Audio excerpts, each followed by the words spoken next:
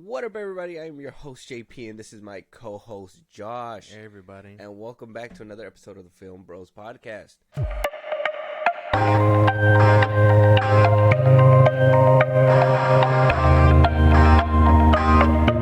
Okay, everybody, I hope you guys had a happy Thanksgiving. We're recording this right afterwards, so we're kind of sluggish. The turkey was too much. Too much turkey? What? Man, Did you not have enough turkey? I didn't have enough turkey. No. I wish I had more. I don't know what it is. I think the turkey came out good this year. Yeah. Sorry. Shout out to all y'all out there who probably had some dry turkey. Yeah, unfortunately. And you guys had to suck it up and eat it. Oh, yeah. Because the family members were watching you. Just be one of those people that be like, man, I didn't really like this. I don't like stuffing. I've never liked stuffing. And I think it'll always be like the grossest thing on the plate. It depends who makes it. There's times where stuffing's good, but then there's times where I'm like, oh, who made this?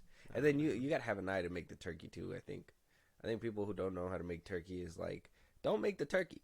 Don't do it. You're just gonna ruin everybody's time at the party if you don't know how to make a turkey. If you don't know how to make a turkey, don't do turkey. Do something else. You know what I wanted to do? Find the fattest chicken and make the biggest rotisserie chicken, but couldn't do that. I would have done it myself. Choked out the chicken myself. That sounded bad.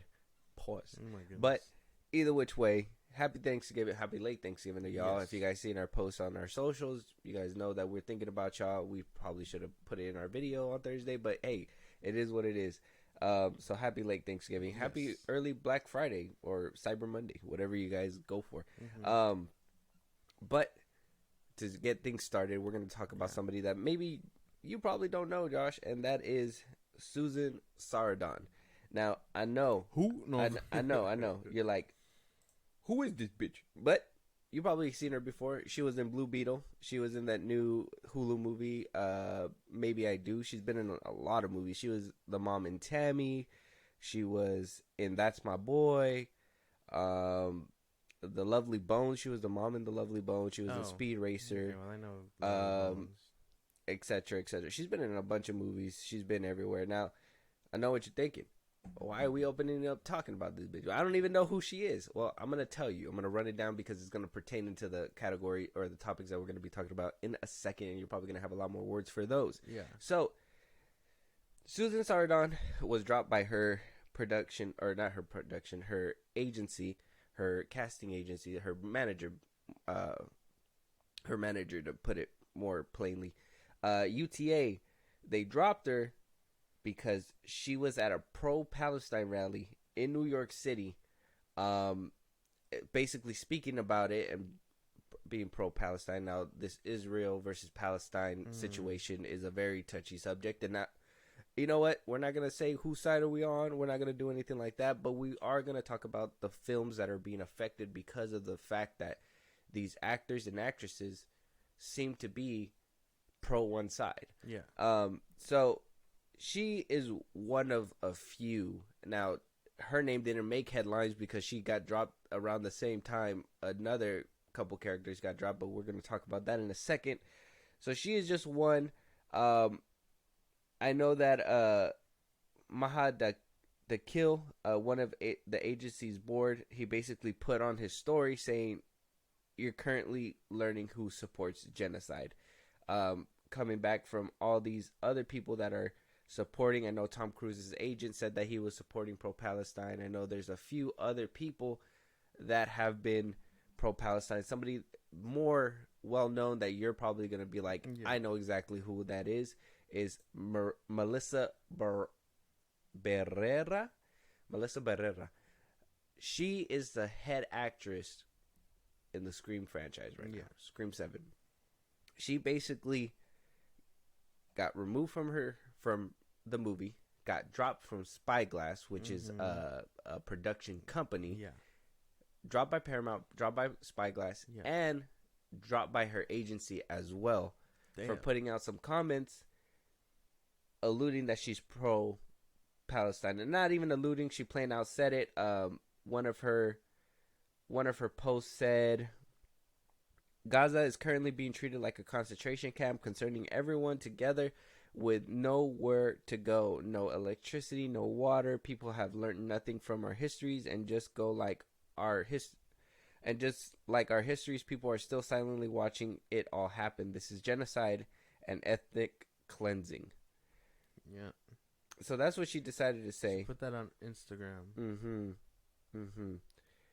And then after that, they dropped her like a hot potato. Oh, yeah. For the movie. This, yeah. It unraveled so quickly, this whole thing. Because she put up what she put up, and then the headlines just started. Like, I guess when she put that up, everyone was just like, we gotta drop this chick. And then they dropped her. Scream 7, Spyglass, Paramount, they were all just like, damn. Her management? Yeah, they were all just like, we can't work with you. Like, they cut her off so quick. Untouchable. Now, this all goes into the hand that I think we talked about before, and I kind of want to bring it up so we can see if this kind of pertains to that. Is this the fault of social media? Now, would an actress or actresses, multiple people apparently have been getting in trouble for speaking out about this, would they have been in trouble if they would have said this where nobody would have heard it? Or are they only getting in trouble because they decide to put it on social media and put it on blast? Well, no, I don't think it's a social media thing. Obviously, if you have the platform as big as they do, and they decide to speak up about whatever they choose, they're gonna be met by their fans and things like that who agree and disagree and whatnot. So I guess social media plays a small part, but not as big as you. I think social media plays a big part. So big that you're able to get dropped from a movie, a franchise 3 movies in. Well, no, because that chick, I mean, the what's her name, the one that we just talked about, or you just talked about, she wasn't on social media. She was in an actual rally. She was doing it in person, and she got recorded. Like you said before, that you should know that somebody's out there recording. You got recorded. You got put on blast. That you're over there in New York City being pro-Palestine. Now, here's another thing too. If so many people are getting dropped and so many people are speaking out about this, why is this a one-sided issue where, if you're, let's say, pro-Israeli, you're able to say whatever you want. You can say, fuck the Hamas, fuck the pro-Palestine, whatever, blah, blah, blah. Noah Schnapp is running around doing all that. Yeah, exactly. You can do, actually, people are doing that. People are talking about Israel, and they're not getting in trouble. But then you have somebody speak up on the other side, and it's like, oh, it's this big deal. Yeah. I don't know all the facts. That's why I don't want to go all into it. Yeah, no. The politics side is a thing that I'm not really educated in. I just know Palestine is the one struggling. Yeah. And people are being pro-Palestine are being seen as negative for some reason. I don't know. It's just politics are just not my forte. So I can't really dig into it, but Melissa being dropped is crazy for this because Noah Schnapp is actively going around saying all kinds of slurs to people, things like that, and he hasn't been dropped from Stranger Things or anything like that. And then you also have that kid who played one of the TMNT turtles that he got recorded saying a bunch of anti-Semitic stuff and a bunch of homophobic things and slurs and whatnot, and he has yet to be reprimanded. But then a Latino woman speaks out about something and she gets dropped from every which way. I don't know. That has to be something there that is behind that. But I personally think that this is a scapegoat. This is what I mean by actors and actresses would probably be better off not being on social media because they probably, I'm not saying they bring this on themselves. They're what they're doing is putting a big ass spotlight on them, right? They already have this big ass spotlight because they're actors and actresses, but they're putting this bigger spotlight on themselves, basically saying, "Hey, if I'm preaching certain things, whether I'm right or wrong, I'm gonna have to stand on it, and she's gonna have to stand on it. And this is the shit that's gonna happen to you. You're gonna get completely thrashed. You're gonna I seen comments, man. I seen comments, and they're really not fucking with this chick. And I'm just like, well, the thing is that she just spoke about something she believes in. What if she tweeted about Santa Claus? Would they have been like, well, Santa's not real, cancel her, drop her from everything? No. I know that it's not the same thing, and it's hard to, compare apples to oranges. But if somebody's putting out their thoughts and opinions, they shouldn't be lose their money because they believe that in their heart that genocide is happening. Maybe educate them. Maybe, you know, Spyglass should have been like, let me show you something. Let me tell you something before you go ahead and make some posts like this. You know, inform people. Inform people. Why is there so much misinformation? And this is one thing that that happens as well, is that there's so much misinformation that she could be wrong or she could be right and the other people could be wrong. You know what I mean? So it's just a tricky situation, but I think this is just a scapegoat. And I'll elaborate a little bit more if you have any more thoughts on this one. Okay. Well, I mean, I don't know. Obviously, I really think it's a lot of just. I don't know what makes a studio think that though. Like, why is she in the wrong for saying what she believed in, regardless? Because if this was a pro-Israel like stance, she probably would have kept her job. You know what I mean? But because she spoke out against the interests of that they are in, I guess they dropped her like a hot potato. It makes no sense. Because again, Noah Schnapp, he's just going around saying whatever he wants. He's being a bigot all over the fucking social media, and people are eating that shit up. There's clearly a disconnect. Yeah, there. It makes no sense. Spyglass, Paramount, like I saw what Spyglass put out about this, and then there was the whole what the director said for Scream 7. It's insane. But why is it a scapegoat? What are you talking about, bro? Okay, hold on. Yeah, even the director, he came out and was even saying that he put out on Twitter basically putting a heartbroken emoji saying everything sucks, stop yelling, this was not my decision to make, because she had gotten dropped. And Spyglass, they did put out that little comment basically saying they don't condone it, which, I mean,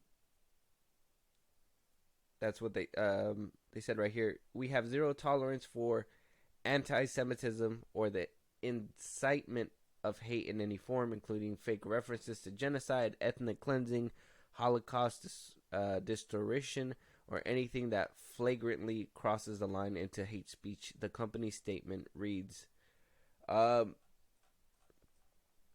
mean, she did allude to those things. She did. The thing is that I personally think it's a scapegoat because they knew that they weren't going to get another one of their actresses back.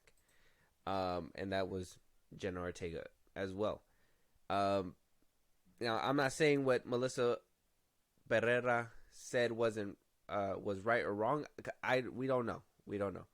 What I do think is that this was a perfectly planned thing where they felt like this was their way out. That they didn't need to lose one but keep the other one. That this is going to be how they kind of ended Scream 6, was that happy ending, and then they can move back on to what their recently scheduled program. Now, I had told you when the strikes were happening that Jenna Ortega possibly wasn't going to come back. Nobody had contracts at the time. All the contracts were null and void because the strike was happening. And now that Scream 7 was coming back into production, Wednesday was already telling her, like, you're going to get producer cred. You're going to go ahead and be the lead actress. You're going to be in the writer's room. So she's basically doing X, Y, and Z for season 2. Netflix is like, hey, we're going to roll out the dough for you. Where Scream 7 is out here like, hey, you're just going to be the lead actress and you're going to be making X amount of money for this sequel. I knew as soon as the SAG strike was over that she wasn't going to come back. And I feel like Paramount's like, well, we can't have one without the other. So that's why they're not afraid to get rid of the lead actress and all this either. Even with the backlash that's happening with Melissa Berrera. I don't know. I think this was a cop-out. People are saying that it wasn't a strike thing. It wasn't the, not a strike thing. That it's not a packed schedule. That she canceled her contracts with them immediately to side with Melissa. So I don't know. That's what a lot of people are saying. It could be this, it could be that, but I don't know. And I mean, I kind of don't want to see Scream 7. Oh, according to Deadline, it says this has nothing to do with the fallout from Melissa Barrera's firing yesterday by Spyglass Media over the actress. social media repostings on the Hamas-Israel conflict, nor does it have to do with the actress asking for her end of her Scream contract. Ortega and Berrera played sisters in 2022 Scream and Year Scream 6, respectively, as Tara and Sam Carpenter. We understand that Ortega's exit from the next Scream was discussed before the actors' strike. A script for Scream 7 is not ready yet, and the Primetime Emmy nominee has had time to head to Ireland in April to shoot the second season on Netflix Wednesday, which will go on all summer. Additionally, Beetlejuice post-SAG-AFTRA strike had an extra few days of shooting in order to meet Labor Day 2024 new theatrical release. So she had already she had to deal with Beetlejuice, the ending of that. Yeah. She had to finish filming that. I think it was a SAG strike. I think she blew up to this big star in the making of Scream 7, and we got lucky that she filmed that one before Wednesday. But I had very, very... Like, I felt if the SAG strike didn't happen, she would have had the time to film this movie. But I think because of the fact that the SAG strike happened, she didn't have the time. She's not going to have the time. And so she basically, when the contracts ended, she basically said, well, I got Wednesday to do. We kind of got put back behind. I would rather take this bag than the Scream 7 bag, and made a decision. I honestly believe that's the reason why. I don't see it. I don't know. It could be a number of things. I don't believe it. A lot of people deadline can be wrong. I'm not too sure. I really think that it could be a solidarity thing. And if Paramount was looking for a scapegoat, as you say, they chose the wrong fucking thing to stand on, because no one's gonna want to watch Scream 7. Not after that. Well, no, especially with Jenna Ortega leaving and Melissa Berrera leaving. There's no. The thing is that they propped them up to be this trio, and you're just gonna get rid of them in the 7th one. You couldn't even and that was one thing too. They're not willing to push it back. They're not willing to to wait a little bit until Jenna Ortega's open, and I think that's because they knew that they weren't going to get her back in the first place.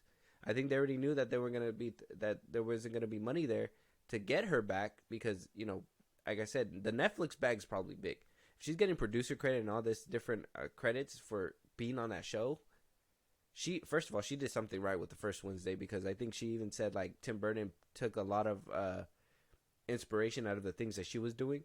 So that's why it made it into the show and whatnot. So she did a good thing with Wednesday.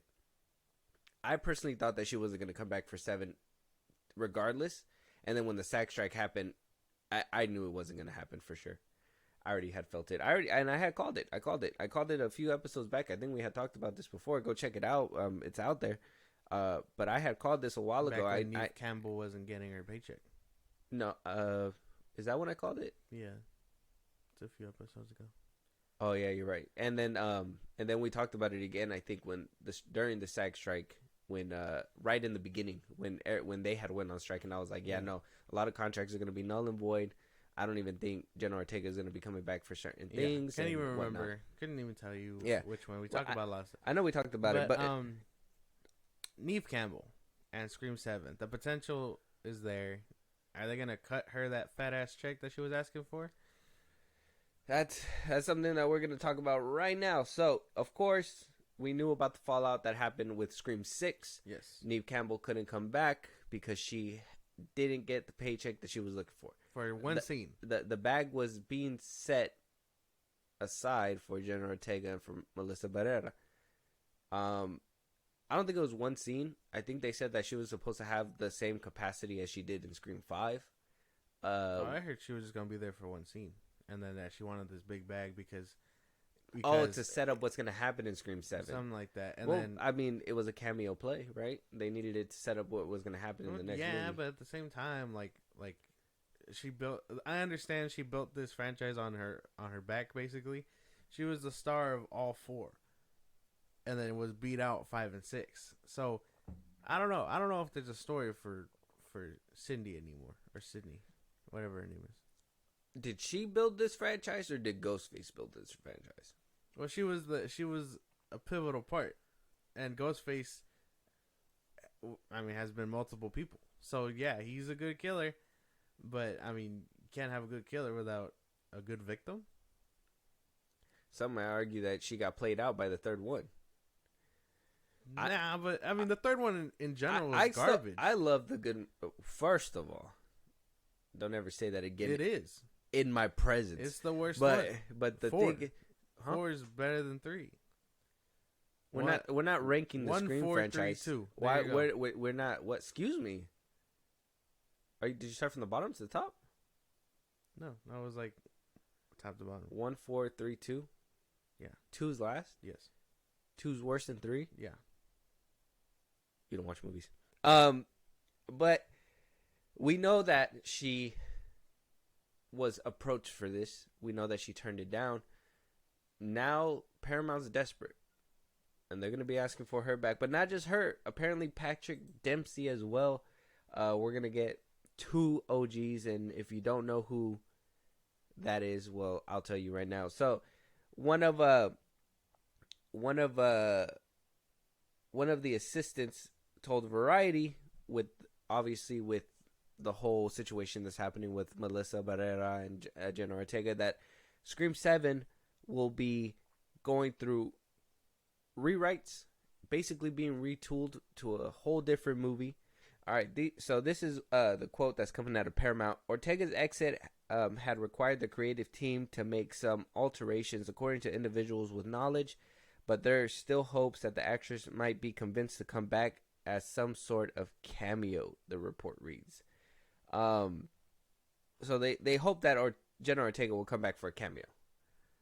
So they're basically gonna swap out Sydney, and it could work. It could work if Jenna Ortega's not completely out, and this is all in my opinion, a plan to basically get the bigger bag, because the SAG strike basically pushed them both back, and she's completely willing to come back if the scheduling conflict is resolved. Maybe they can make this movie about Sydney, and then at the end have Jenna Ortega cameo that's going to lead into what's going to happen in Scream 8.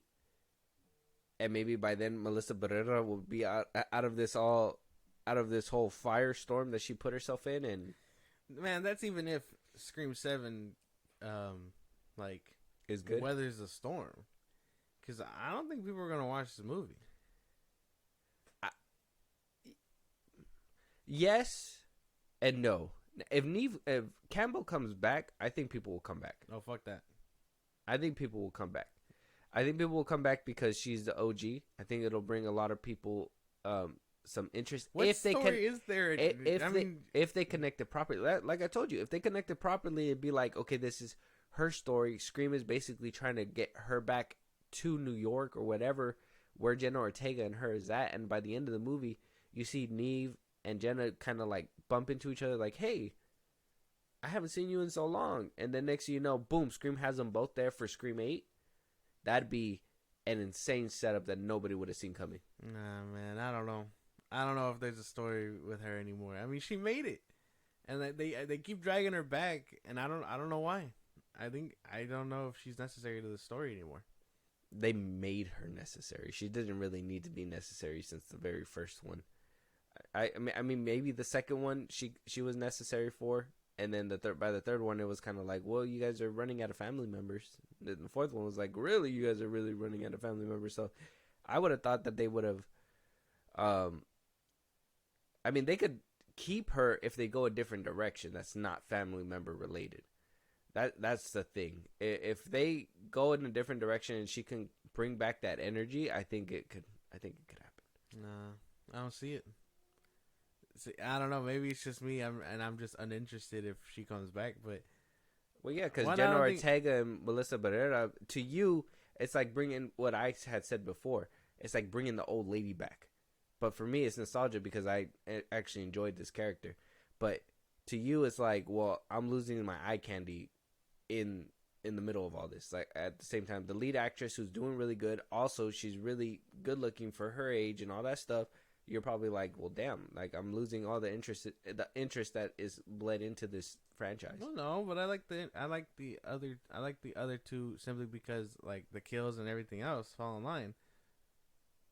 But I don't know. See, I don't think Sydney has a story. I honestly preferred the connection that Melissa's character had to Billy and all that. Like, I wanted them to keep exploring that.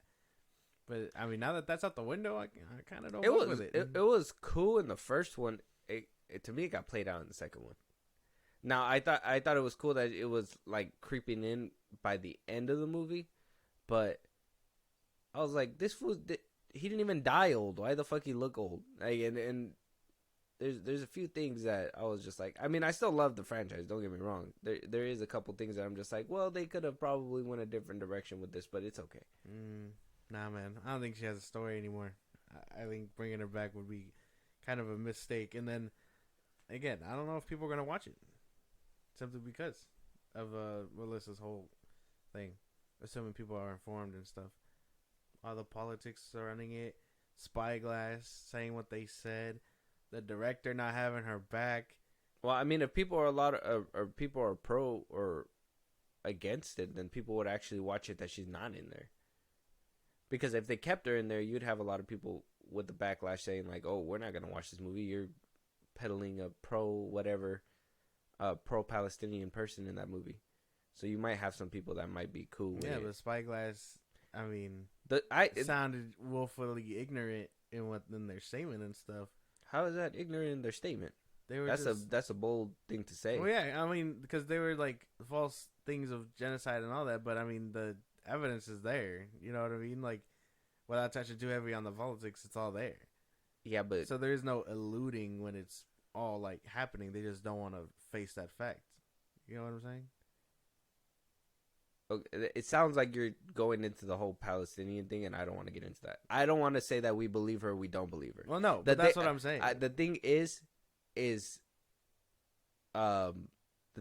that if they rightfully say, well, your interest on the line with that, it's kind of like saying, hey, I'm gay and I'm going to work at Chick-fil-A. Our interest on the line. I'm not going to allow you, that regardless of what you think is true or what's not true, our interest on the line, you're not going to work for our company. That's basically what they're doing with her. You can be gay and work at... I mean, you can, but I mean, it's a Christian company and they don't, And we like, take my order. They're not refusing people at the window, but apparently there's some people that are boycotting Chick-fil-A like, oh yeah, we're not going to go there. Why wouldn't you want a nice, good chicken burger? I don't know if this movie's going to see it. I think they shot themselves in the foot. I don't know if people are gonna watch it. Yeah, for sure. All this news is probably gonna hit hard, and then I'm pretty sure general audiences that don't know this stuff is happening, or maybe they might, because I think it's probably gonna hit the news that she's pro-Palestine or whatever, because that obviously that's like big talking points for like regular media and shit like that. I think the general audience might be excited for the return of Neve Campbell, especially if they didn't know that she didn't come back just because of a payday and all that stuff. Like, if she comes back and they play their cards right, I think it'd be good. But if they don't, they could just make the story about the last two members of the core four and just be like, hey, man, the other two, they moved away and went into hiding because of all the killing that's been happening. Yeah. And then do what they did with Sydney in 6. Yeah. I think it'll be a rough patch for Scream 7 for sure. I think we can get a better indication at least where the general audience is at. I know obviously Twitter and stuff is not a real place, so obviously you can't really gauge it from there. I know a lot of people that are in the comments that are actually like for Melissa Berrera, but is that the higher part of the population? I'm not too sure. But Patrick Dempsey making a return might be good. He was wasn't he in Scream 3? I think it was Scream 3. He was the cop in Scream 3. Mm-hmm. Yeah, Patrick Dempsey. That could be cool. Yeah, but I mean, I don't know. I think I don't know. They got rid of half the people, or they got rid of Dewey and all that. I speculated why you might not be interested in this movie. Can you tell me why? Besides, if obviously, let's say Scream 6 ends the way it did. Yeah. Basically, the ties were tied up, if you think about it. Everybody walked away happy. By the end of it, Scream was done. Yeah, but they all walk away happy at the end of their movie, and then it's like, oh, they're coming back or whatever. That's what I'm saying, because they got to wrap it up just in case there's not a sequel, right? So they wrapped it up nicely with a bow. They could easily just move away from that storyline and start anew with a different storyline. Would you have preferred that over Neve Campbell, or is it truly because of these actresses that you were just interested in this franchise, or like what? Well, no, I just told it? you why I was interested. Don't like, yes, they are attractive, and I'll say that, but I'm not just in it for their attraction. I actually thought these movies were really good, the connections they had and stuff. If they would have, I would have wanted to see that whole her struggling with being related to. Well, I'm not saying attraction. I'm saying more like, and if, because of the fact that they wrapped it up with 6 nicely. If they decided to go in a different direction, then sure, don't bring back anybody. Like, just start it down the line in the future or something like that. But like, spiral that shit. Yeah, probably. I mean, maybe just better. And like, no ties to anybody, because I mean, like, the only one that I expect to be around is Gale, and she's like the Lois Lane of the Ghostface of Scream at this franchise. point, huh? Yeah, she pulls out that tool. like bro. she could be like a Pulitzer winner or whatever, and then like have her be a cameo. But that's like the extent I want her in. I mean, Dewey's dead. Sydney again. And you don't think that's a lane to come back for Campbell? Like, I got to do this for Dewey. No, she would have done something in Scream 6. Exactly. Huh? Let a whole movie go by. Exactly. She would have been like, man, fuck that. My family, fuck that. I don't know. I don't think there's a story there for them anymore. It's going to be a hard resell. I think with all the backlash that happened, we could see Melissa Berrera hired back on. Maybe. We could, only if the potential's there. I mean, after we're seeing what's happening. said, bro, and the director not standing by her. The director standing by her. Would she want to come back? I mean, he tweeted out saying that it sucks and it's not his fault. There's nothing much he can do if the studio says we don't want you. We don't want you. Homie could, I don't know, be solidarity and leave. I don't know. I mean, well, you can't leave if you're under contract. You can make a shit movie. That's not gonna help his resume. A lot of directors do shit movies that don't help their resume. Damn, guy, you want him to fucking nuke his career?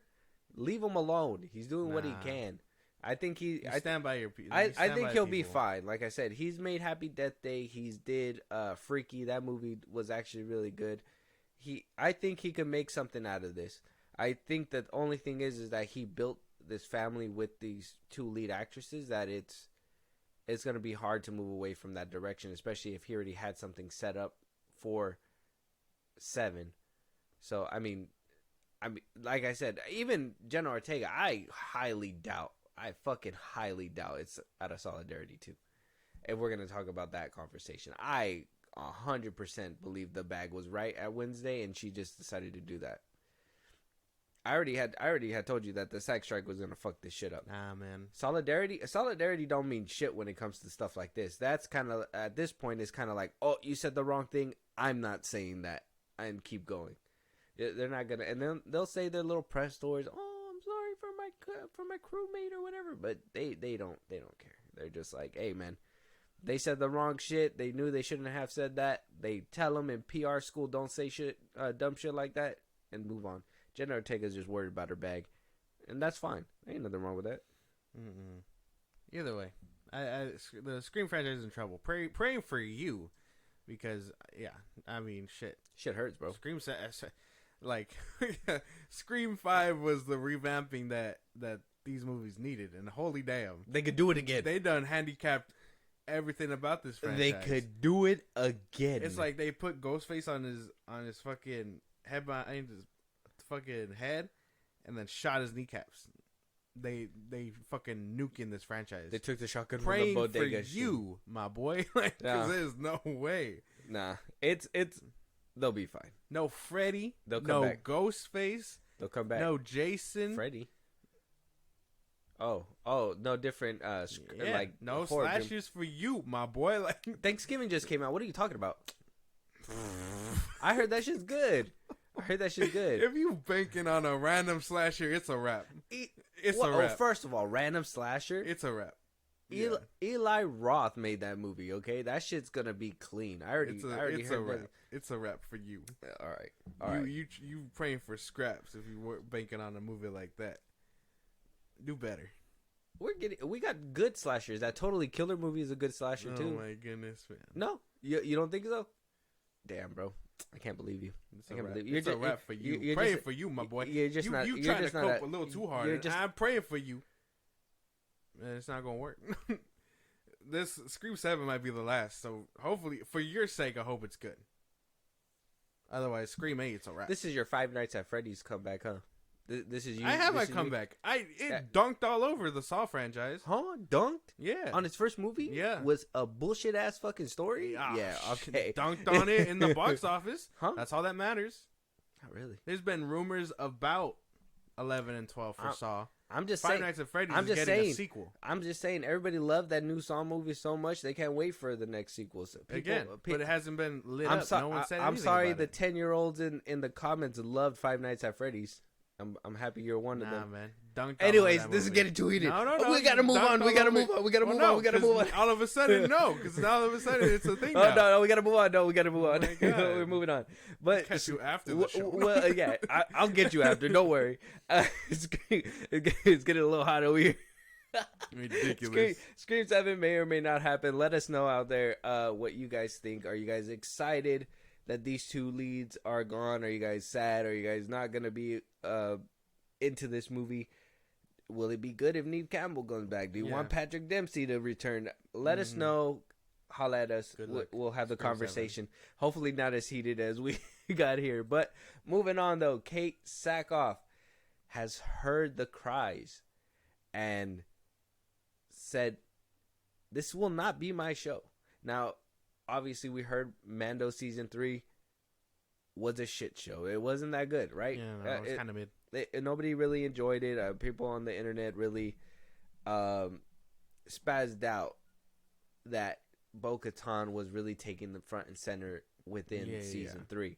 A lot of people were saying that they were teeing up her becoming the next face of the Mandalorian show. That basically. Mando was basically going to go off somewhere and live his life with Baby Yoda, and that Kate Sackhoff's character Bo-Katan was going to come in and basically swoop it over. She's come out to say that's not the case. So when asked about these allegations, she says, no, I think there's always going to be a lot of speculation in this fandom. You know, I think it's one of the reasons why people love this fandom so much, and they love this universe so much that a lot of times it allows just enough ambiguity for people to interpret things the way that they want to interpret them. And out of that, there is the ability to have a lot of misinformation get out, or just, wishful thinking. It's not, like, we're not making this shit up. Din took a whole back seat in this season. He gets he basically does everything for himself in, like, the first 2 episodes. And even then, I'm pretty sure that was like an episode and a half, because by the end of it, he goes back to her and he's like, I need help or whatever. Oh, he's getting his ass beaten in that cave and she comes and saves him. Exactly. Yeah. So she shows up immediately, and then he looks to her they set her up, to be the ruler of Mandalore again and things like that. And Din isn't a ruler, so of course he's going to hand it over. And I don't know, they're putting her as the unity point for both clans, I guess. The ones that wear helmets strictly and the ones that don't. But that's the thing. Like, they made her the front person in that whole season, and Din took a back seat. And it doesn't help that Pedro Pascal isn't being in the suit anymore in general. So how... He literally called it a fucking voiceover role now. Exactly. How can we expect him to be front and row and whatever if we don't see him or whatever? He's just going to be doing cool shit. Like, yeah, that's cool, but... where's the human aspect to him where we see his face and things like that? The biggest mistake was having Din Djarin get Baby Yoda back during the Book of Boba Fett. That shit was so dumb. They could have saved that for the actual show for Season 3. Had that buildup of like, oh, we missed them, where they at kind of thing. Have them get them back by the end of Season 3 and see where we go by Season 4. I think they really fucked up with doing what they did with that Boba Fett shit. There was all the cop outs to save that show. It had Luke and Ahsoka. Of course that was gonna work, but it was distracting because it like, hurt this Boba. show's ass. Where's Filoni? It hurt Boba Fett. It hurt Mando's story. Like, yeah, I know that they say it takes place like in a 2-year span, but where was that 2 year? Like, you should have shown us him without him for 2 years, not just, hey, I made him chainmail and then put him through that trial or whatever, and then he's back with Din. I don't know.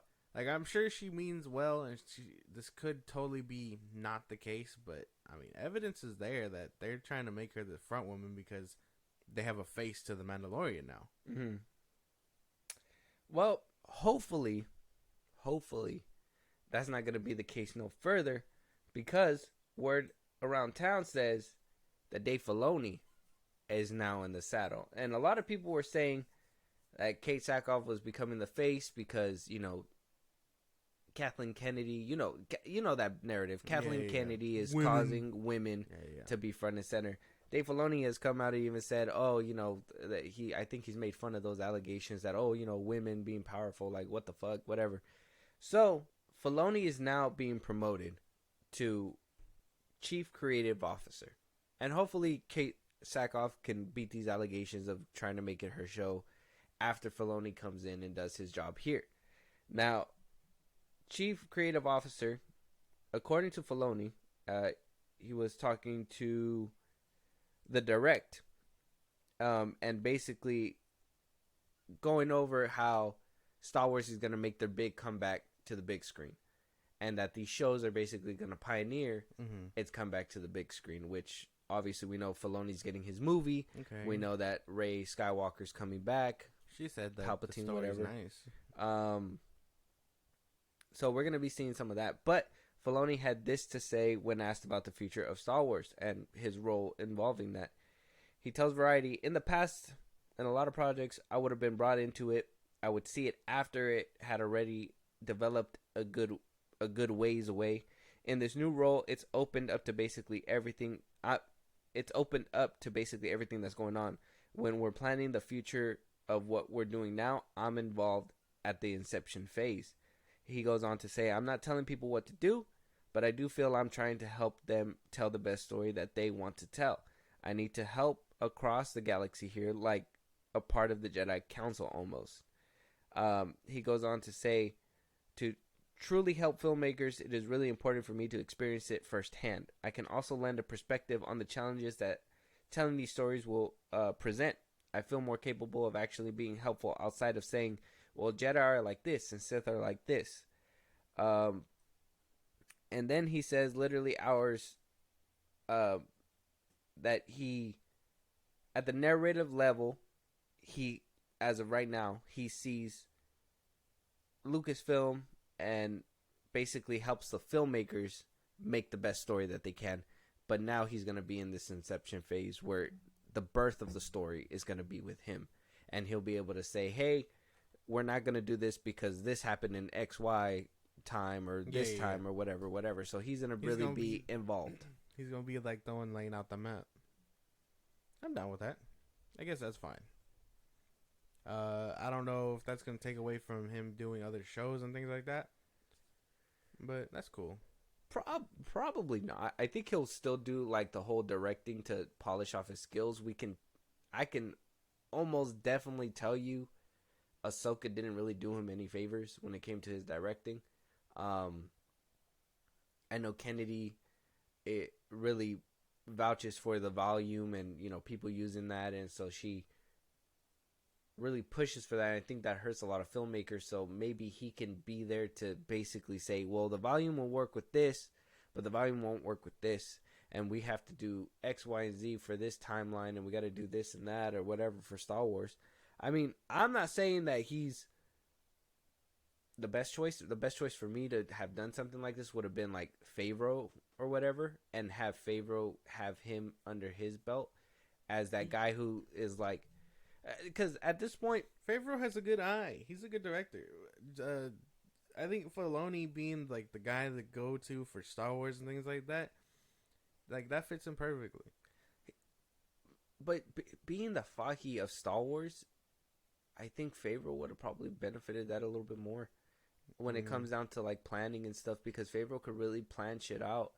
And Filoni, though he can plan shit out and he knows the knowledge and stuff, I don't think that he can. I think this is a big job for him. Maybe this is me just being a little skeptical on that part when it comes down to like the scale that what he can do. I'm not saying that he doesn't do dope episodes, because even in the Clone Wars, obviously he had a heavy hand, but that was animation.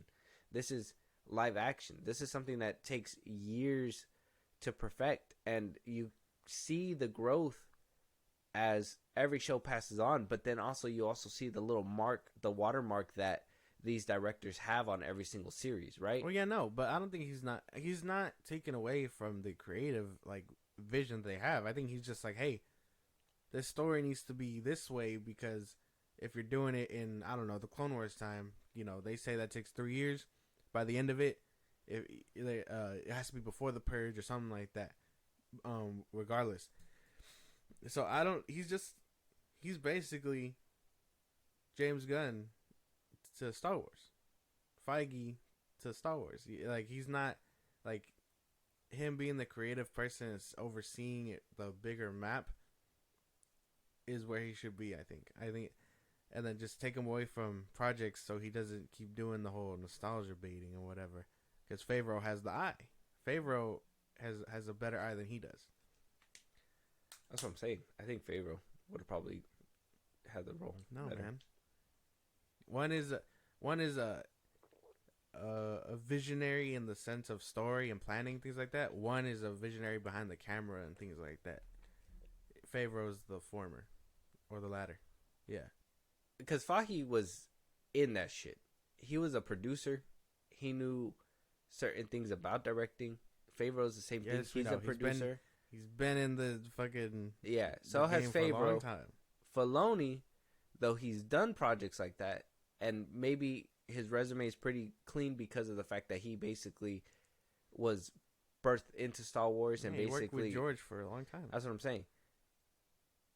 But George wasn't the best director either.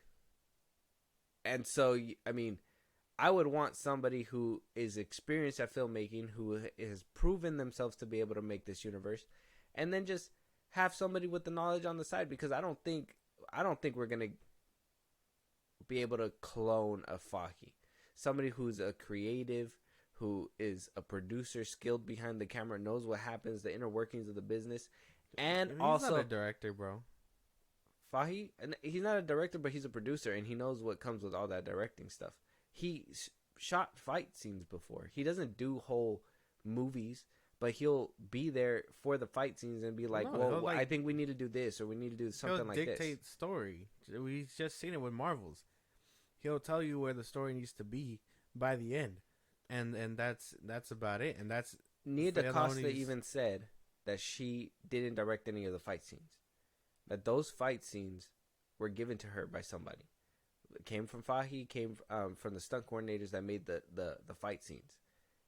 He has a hand when it comes to he's basically, he doesn't get the credit like he's supposed to, but he's basically he is the Filoni of that genre, because he'll put those little nuggets in there to be like, hey, look at that Marvel, ooh, boom, Marvel, boom, Marvel. Like, that's what Fahi does, but he knows all those aspects.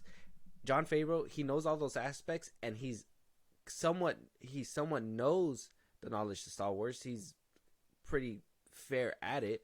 And then you have Filoni, who is really knowledgeable with Star Wars, but is still learning all the extra things that need to be learned within that industry. He knows fight scenes, though. Ahsoka had great fight scenes. Huh?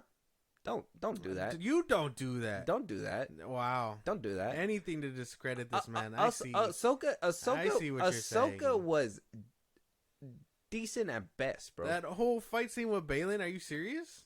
That one fight scene out of the whole show? Like that. I mean, what about the one at the end when it was supposed to be epic and it just was lackluster? The fighting the stormtrooper zombies, that was kind of whatever.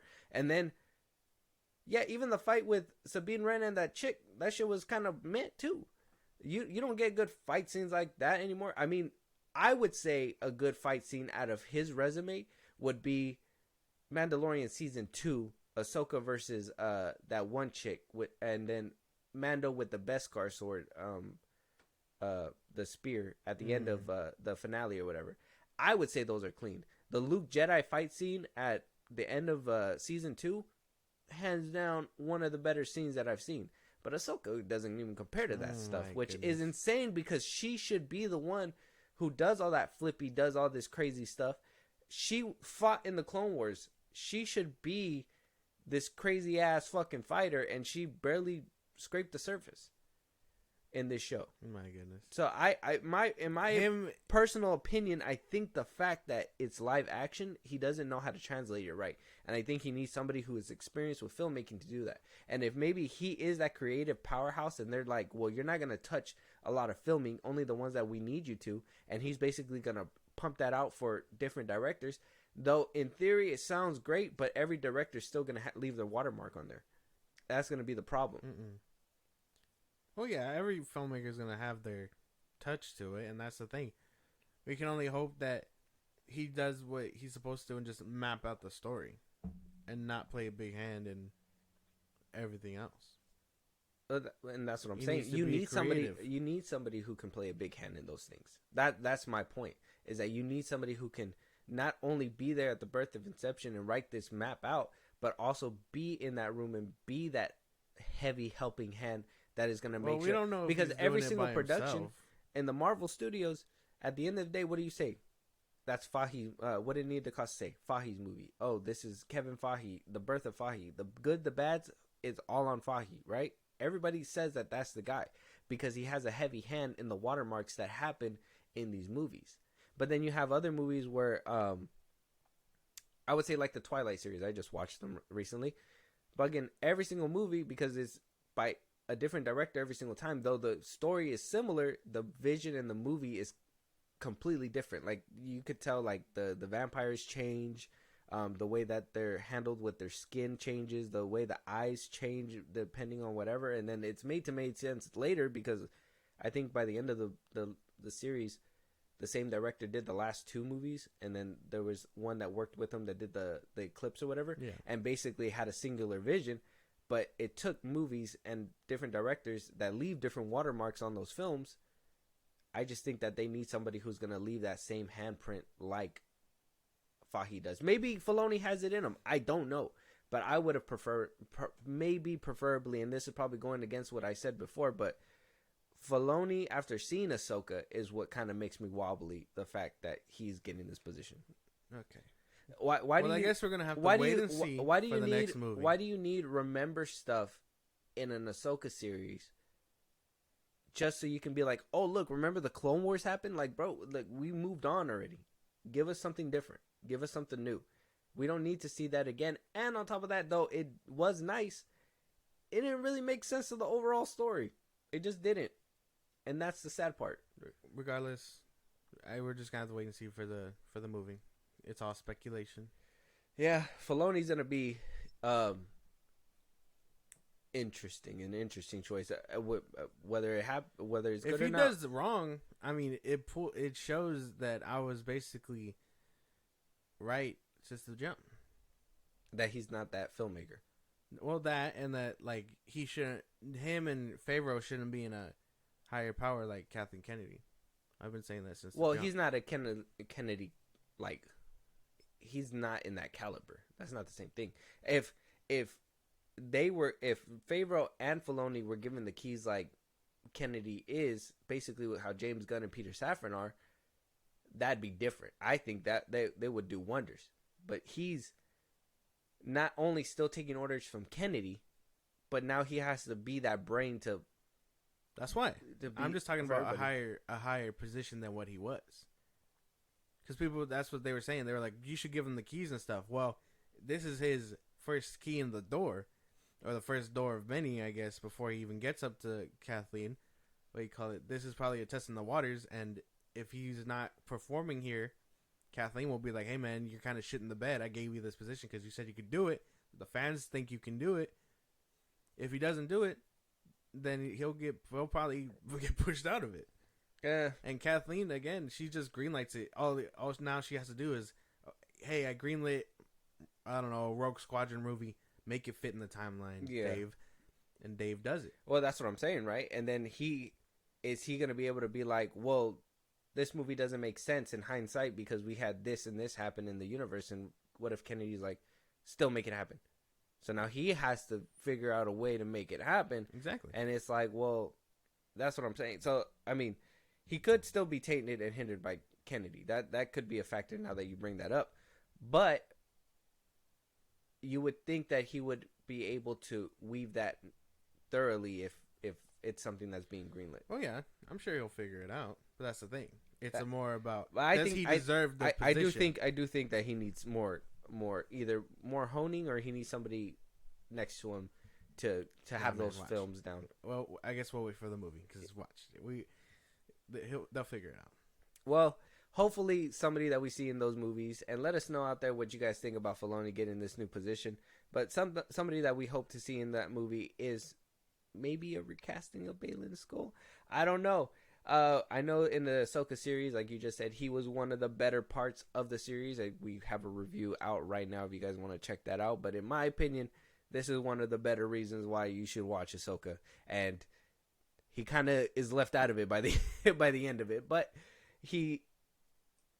Filoni seems to be addressing the fact that he has obviously passed away a little too soon. And he was asked about the future of Baylan Skoll. And Filoni basically said, obviously, their story's still there. We're in a wait and see pattern at this point. But I'm glad the conversations is about Rey and how great he was. I used to have many debates with him and say, Rey, you're the villain here. And he'd be like, I don't think so. I was like, I know you don't think so, but you are. I love that you're playing it like you're not, which is exactly the way Baylan thinks. He goes on to say that he was there to see the reaction that the fans had at Star Wars Con when they revealed the trailer, or Star Wars Celebration, and that he has nothing but wonderful things to do with this character. So that means that we are going to see him back? Are we? I think at some point, yeah. You think a recasting might happen? Mm-hmm. I don't know who they'll get to do really good as he did, but I mean, they can try. Would you be down for a recasting? I would. Or just leave him to be a grifter in the galaxy? No, I think a recasting is necessary, because I mean, he did interesting stuff, and the fact that he passed is very sad. Still very sad about it, but the character should either live on, either recast it, or animation. Explore what he was doing for, like, I don't know, Tales of Jedi or something. Yeah. That's something too. Maybe we could do something like that. See where he was, because we sure as hell didn't get any answers of how he knew it, Anakin Skywalker or anything like that. So maybe we can get those answers with Tales of a Jedi. Something like that. Give him like an small animated short or something, just exploring what he was doing with the Mortis gods and stuff. And here comes Star Wars being like, well, if you want to know what's happening here, you got to watch Tales of a Jedi. More plug. Welcome to Star Wars, guy. I want to see more stuff. That's a good way to put it. Maybe seeing him in Tales of a Jedi would be a good way. I don't know about recasting, though. Like you said, I don't think that they can find somebody who has that the gravitas to pull it off. Yeah. I mean, they'll figure it out, but the fans... Get Alfred. The fans are going to... The Alfred from Christian Bale's universe. He's old. Oh. He's old and retired. Let that man go. Oh, damn. He would have been great. Fuck. Oh, what about Andy Serkis? Oh, here to play the character. He's already... Yep. Yeah. I'm trying to think. Who's another, like, old man that looks like him? Damn, he has a very distinguishable face. That's the thing. Oh, the dude from... Nah, he has too deep of a voice. John Goodman. The dude from Kong Skull Island. The dude with the camera. Mm-hmm. He was also on Roseanne. I think he would, if he lost the weight and maybe bulked up a little bit. Maybe, yeah. I don't know. It'd be hard to recast Yeah. them. But Tales of a Jedi would be a good outlet to maybe explore it, because that's something that I was genuinely curious about in this show. And if we're not going to really see him again in live action because they don't know how to recast him. And then, I mean, voice acting him, we've already seen it. Obi-Wan doesn't play Obi-Wan in the Clone Wars or whatever. So, I mean, matter. Voice acting could be a close as thing, it can. Yeah. I mean, the dude who plays Count Dooku, I think he plays really well. Even the dude that, like, everybody who plays, I think the only one that sounds completely different is probably Hayden Christensen as Anakin Skywalker. Mm-hmm. But I think Ewan McGregor and the dude that voices his character in the show kind of sound the same. Count Dooku kind of sounds the same. Yeah. Yoda is obviously played by the same dude, so that one's fine. And, yeah. Maybe. I say D. Bradley Baker does not sound like Tamara Morrison either. So, well, no. They try. Yeah. They do what they can. But let us know out there what you guys think. If you guys want to see Baylan Skoll, you guys want to see him in Tales of a Jedi, are you guys excited? Did you guys like Ahsoka? I need to ask that again, because apparently there's people here that enjoyed it. Yeah, I did. You're just a hater. I am. You don't like anything. I like to guzzle my hater rate every morning. But somebody else that's being a hater, maybe rightfully so, the WGA coming out suing Amazon Studios because they have yet to greenlight a certain show. And you're probably understanding what I'm talking about because of the picture here. But the WGA sent out a statement, and I'm going to read it for you so you know exactly what's happening. The WGA has notified Amazon Studios that their failure to recommence a number of writing rooms after the strike is a violation of the strike termination agreement between the WGA and the AMPTP and Article 7 of the MPA. Studios are obligated to return writers to work upon termination of the strike, and writers' personal services agreements were extended for a period equal to the portion of the contract term that elapsed during the strike. The Guild will bring legal action against Amazon and any other studio that violates this STA to recover compensation, interest, or late payments and benefit contributions due as a result of the delay. Now, the show that they're delaying it and the what the WGA is making this statement for, that Marvel and Sony co-production Silk the Spider Society were initialed before the WGA strike started in early May. So they started the writing room. They knew that they were what they were going to be doing. They had started the process. They cut it off during the strike. Yes. Now that the strike's back up, they have yet to greenlight that room. Is Silk quietly going under, or are we just like, will this legal action actually happen, or what do you think is going to happen? I think Basil don't give a fuck. I think this will probably scare them into starting it. But if not, I imagine they'll fucking sue them for not holding up their deal of the bargain. Basil's like chump change. Yeah. Is it chump change? They're gonna be paying them overtime, hours that they should have been there, and then the fees that come with that. Yeah, man. You know how much Bezos makes? I don't think. I mean, even then, he's gonna be like, that's couch cushion change. I'd still be like, hey, man, like, either get them back in or it's coming out of y'all's paychecks. He's like, let me go to the moon real quick to get it out of my stash. Like, yeah, he just has everything up there. I don't know. I mean, why isn't this show taking off? What happened? I think that they greenlit it, and I think we're probably going to talk about it in our next episode, but I think Sony's thinking about doing that whole Sinister Six angle again, so I think they're retracting what they were planning to do. I think they were kind of leaning heavy with the whole... I think they found the gem that they wanted with the whole Into the Spider-Verse, and they want to exploit that more instead of doing the whole Sinister Six angle. That's just my opinion personally. And I thought this Silk show was going to help with that, but I think the Silk show was supposed to help introduce another big bad that was supposed to be played and then be put into a movie one of these days, when Silk should be the lead character and be basically front and center with all the other Peter Parkers because of the Into the Spider-Verse. So I just think the show is being put in the back burner to be reworked later, if that makes sense. That's just my opinion. I think the whole success of Across the Spider-Verse really propelled it, and it's. Well, I play Spider-Man 2, the game now, and it's kind of showing. okay. Because I think there's references to Silk in that game, from what I've heard, and I've read her comics. She gets bit in the comics. I don't know how the game does it, but in the comics, the spider that bit Peter bit her too. So, but the difference is, while Peter was out swinging and stuff, she was immediately locked away in like a government facility. So she didn't get to train or whatever. That's why you didn't hear about her for as many years as Peter was around. So then Peter breaks her out. She becomes Silk or whatever. She shoots webs from her fingers. Like, it's kind of cool. I thought she was going to be another aspect for this whole multiverse thing, like you said, but as like a hero. Or unless Sony was like, hey, we'll make her another part of the Sonyverse, and you know, she'll be another spider hanging around till we figure out what we're gonna do with Peter Parker. You know, Peter Parker, her, Miles, assuming he comes into live action at some point.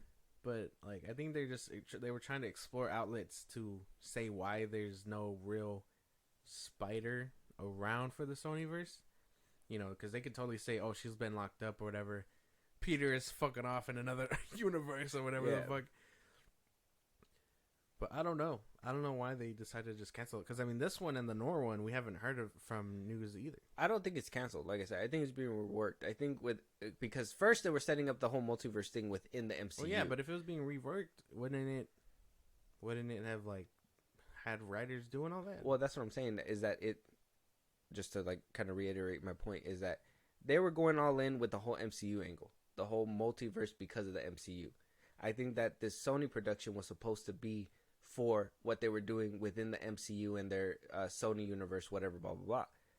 Now that the success of Into the Spider-Verse after the SAG strike, they're just like, well, we need to really double down on this Into the Spider-Verse stuff, not MCU stuff. We'll obviously play with that in their sandbox, but we want to do our own Into the Spider-Verse stuff. So yes, I think it's not being reworked right now. Obviously the writing rooms are not being open. That's what this lawsuit is about. Yeah. But Sony's replanning their basically their map, and so they pushed it off to the back burner. They basically told Amazon, hey, don't worry about it right now. We're gonna rework some things, and then eventually we'll greenlight that writer's room to do the rewriting. Or it could silently shush away. But how can they do that without getting a lawsuit nowadays? Exactly. Especially because if it was in production before strike and now all of a sudden they want to take it off, they're kind of in a pickle. They would have to come out and basically say, we're planning to cancel it since the beginning. We just had announced it and we didn't know how to make it go under the rug. I think even then they'd still end up paying fees. Yeah, they would still have to end up paying fees. But I mean, like I said, Bezos probably like, well, I'd rather pay the fees. Well, and I put hope on it's a not show. canceled. I hope not. I mean, I'd want to see this character in some form of live action. That'd be cool. No, I don't think they'll cancel it. I think, especially since they do kind of lean into it with Silk and everything, I think that they're going to eventually lean into that with Into the Spider-Verse and yada, yada, yada, which is insane that we didn't see him in the first two movies, but they probably thought, oh, you know, we're just going to keep it with Peter Parker and have one Miles Morales or whatever, but they should have been doing this since the jump. Oh no, we have that one in the first one, huh? What's her name? The Asian one? Yeah, that's Penny. That's different. Oh, that's not her. No. Oh, but it's still, at least it's not a Peter Parker variant. Well, yeah, no, but I mean, she's supposed to be Penny Parker. Oh yeah, Peter Parker. Yeah. Silk is her own individual character. Oh, she's not supposed to be a Peter Parker variant. No. Okay, so that's why she's not in it. So she would have to just be inserted somewhere. Yeah. Whatever angle that they're gonna go with this one is gonna be interesting, but yeah. Bezos getting a lawsuit, he's probably like, man, it's just another day, bro. I really don't care. He's probably just like, fuck it. How much? Yeah. But let us know out there. Do you guys want to see the Silk show? Should Amazon get sued? I mean, I honestly think that they're just changing course. I think it's just a change course tactic, and that's what they have to do. But with that being said, with all these live action things being stalled, apparently Disney's going full steam ahead with their whole Toy Story Frozen, live action Frozen, their Moana. But what's coming with all that as well is apparently Frozen 4, Bob Iger said. And Frozen 4 is just not going to be a piece by itself. Apparently, Frozen 3 and Frozen 4 is going to be the Infinity War in the Endgame to the Frozen franchise, and we're going to see a big story culminate between these two movies. Coming from the execs, Jennifer Lee basically addresses a surprise announcement that Bob Iger had basically talked about Frozen 4. She says, "We're really excited about where they're going, and we just have a lot of story to tell with that direction we're going in. So I think in my head there may be enough for 2 in that story, but I'm really, really loving working with the team and where they're going right now." I mean, what the fuck? do we need to see a Frozen Endgame? What the hell? Not in my days would I think that we'd see a saga for the fucking Frozen franchise. I didn't even... Did the second one really do that well? Like, what are they setting up? One of the biggest openings. Like, I thought, I mean, I don't know. Good for them, I guess. I have no input here. I my boy gagged over here. I don't know. I don't know what to say. I don't care for Frozen. I mean, the first one was alright. The second one I didn't really watch, and 3 and 4, you're telling me it's supposed to be like a big finale? What the fuck? What did the second one do? Like, I don't remember. I think the second one really rode the coattails of the first one. That's why. And it was in front of like Endgame and all that stuff, the trailer. So I think they really like pushed the marketing, and it made people be like, "Whoa, it has to be as good as the first one." I don't think it was as good as the first one. I don't even remember the second Frozen. I don't think. I know I seen it like one time somewhere. Anywhere. Frozen's not really my cup of tea, but for them to be like, well, not only are we making a live action one, but the third one's in the chamber, but we're also doing a live action Moana. But also remember, Frozen is also going to get 2 parts. It's also going to be Frozen 4. So it's like, what are we doing with the Frozen franchise? What are we doing at Disney where they're saying we're going to scale back on superhero things, and we're going to go ahead and give you guys this eternal spew of just like animation? And even then, it's not good stuff. It's average stuff. Like, I don't remember this. I don't know. I'm lost for words simply because I'm baffled by what they're doing. I mean, if you like Zack Snyder, then you're gonna love that this movie is gonna be filmed back to back. I don't give a fuck. Oh, I don't give a fuck about this being filmed back to back. Oh, I care about Zack Snyder doing it back to back simply because Rebel Moon is gonna be something great. This isn't. Like, I don't really care for this. What if they bring back Let It Go? Let It Go 2. I mean, I'm just saying. No, it was just... What if it bursts something iconic that you're just like, oh, this is a toe tapper? Oh, cinema. No. Like, what if Martin Scorsese directs? Oh, they gonna give Elsa a gun? Hey, we need you to come to this party around 6. Gets an empty ballroom, shoots fucking her sister. No, it's a perfect setup. We're gonna put him on ice. Elsa, come on. Unloads clip. It's over. Everybody catches a slug in that kingdom. You not my sister. Blah, blah, blah, blah. Oh my goodness. No. That just makes me think about like the potential of other directors doing like animated movies. Like, imagine a Tarantino animated movie. That'd be crazy. Kill Bill animated. Move your little toe or move your big toe. Jordan Peele. Nope, animated. Yeah, that'd be insane. Yeah. No, not a Nope movie. I don't even think that movie made a lot of splash. I haven't even seen it yet. Nope 2. Nope 2. The nopening. Nope. Nope. It's Nope. Nope. Twice as big. Like, Nope. We don't need that. Nope. Zack Snyder animated movie. That'd be kind of funny. Everybody gets guns. Everybody does. And a rocket launcher. Yeah. Mm-hmm. So Frozen. I mean, Toy Story 4 is going to be happening, or Toy Story 5. Who cares about Toy Story 5? We're getting a couple Frozens for all you Disney adults out there, people that love Disney. I don't know, man. You got thoughts on any of these Frozens? No, I don't. Actually, head empty. I don't really give a fuck. I don't really give a fuck about this franchise. The first one was okay. You didn't have to span it all out. You know who I think is getting tired of doing these fucking movies, though? what's his name that does Olaf? I feel like he tried to break away because he had his big break with that movie, and then haven't seen him in anything since. Who's the dude that plays Olaf? He's that dude with the glasses. He was in Pixels, with Adam Sandler. I think he did a movie with Kevin Hart. I can't remember his name. I think it's Josh something. Oh, Josh Gad. Yeah, there you go. Mm-hmm. Have not seen him in anything since. He doesn't really do a lot of movies. Not anymore. Yeah, not really. I never really seen him in a lot, to be honest. No, there was a big. I'm telling you, there was a good time after Frozen. Oh, he in was Strays. Oh, He's in that new dog movie. That movie was actually pretty funny. Kind of stupid too. A lot of the dog jokes were kind of. He does a lot of voice acting. Then I guess his career on the big screen didn't pan Oh, out. apparently he was in Ghostbusters Afterlife. He played Muncher. He was one of the ghosts. Fuck. Yeah. See, he does VA. He doesn't. He's Voice not. acting. He's not. His big screen career just didn't take off. I guess He was in Angry Birds. Yeah, all voice acting. he would have been. Oh, he was in Little Monsters. I remember that. Yeah, no, he doesn't do a lot of like live action stuff. I remember him in Beauty and the Beast, and they were like, they made him gay. Like, it was insane. Who? He played This is the clock. no, he played the Gaston's little Oh buddy. yeah. And then they were like, oh, he's gay for Gaston, and then it was just like, well, you know. Oh yeah, that big controversy. Yeah.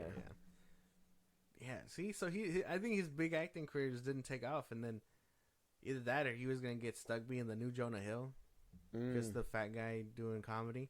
I think that's what he was for a while. That's why. He would do a lot of like shit where it's just like dumb Yeah. shit. I was like, well, And then he's just nobody not does it Jonah, like Jonah Hill. he's just not Jonah Hill. He couldn't break away. Yeah. And then Hey, Jonah Hill's trying to get out of that too. You leave him out of it. He's been out of it, and then he makes dumb shit like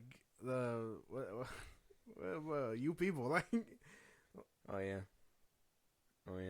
That one was bad. I thought he was in Up, but he wasn't, huh? No. Oh, he was. Yeah, he did good there. Yeah, I liked him in that one, but I didn't like him in that one. I think ever since he decided to get through therapy, he's kind of been And then he went through that scandal where apparently he was telling his girl what to do. I don't know what the Yeah. hell. I don't think that was it. Yeah, But moving that on. wasn't an act. So either which way, let us know out there if you're a Disney adult, if you're excited for the culmination of the Frozen saga. I guess. Fucking no. The Frozen 3 and 4 are going to be happening pretty soon. So if you guys are excited about that, let us know. Obviously, this is going to be the last part of our conversation of this episode. This is going to be the last topic. So before we go, Josh, if you want to let them know if they got a movie for us to review, if there's any topics that we should have been talking about that we have yet to speak on, you guys want to support us in a big way or catch a live stream one of these days, go ahead, Josh. Twitter, TikTok, Instagram at FilmBros Podcast. We're posting new episodes or episodes up there for any news or movies you want us to cover. Buzzsprout supports in a big way. The link is in the bio of the socials I just gave you. Supporters get special thanks on episodes. And thanks just for you guys. Listen to us anywhere you get your podcasts. at FilmBros Podcast, Spotify, YouTube Music, Apple Podcasts, things like that. Be a part of the conversation every Saturday and throughout the week on Twitch at FilmBros Podcast. And then subscribe to our YouTube at FilmBros Podcast. And with that being said, we'll talk to you guys on the next one. Talk to you guys later.